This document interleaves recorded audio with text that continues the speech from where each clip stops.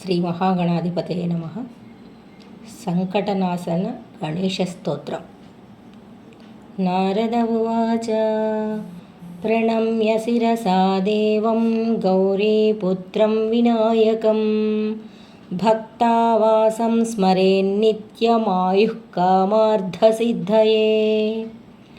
ప్రథమం వక్రతుండం చ ఏకదంతం ద్వితీయకం తృతీయం కృష్ణపింగాక్షం గణవక్త్రం చతుర్థకం లంబోదరం పంచమం చ షష్టం వికటమేవ చ సప్తమం విఘ్నరాజం చ ధూమ్రవర్ణం తథాష్టమం నవమం ఫాలచంద్రం చ దశమం తు వినాయకం ఏకాదశం గణపతిం ద్వాదశం తు గజాననం.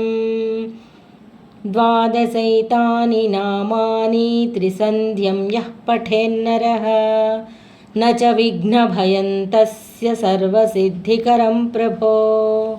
విద్యార్థే లభతే విద్యాం ధనార్థే లభతే ధనం పుత్రార్థే లభతే పుత్రాన్ మోక్షార్థే లభతే గతిం.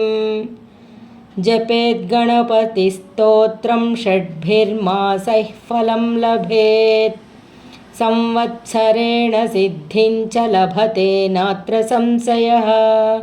అష్టభ్యో బ్రాహ్మణేభ్యశ్చ లిఖిత్వా యః సమర్పయేత్ తస్య విద్యా భవేత్ సర్వా గణేశస్య ప్రసాదతః.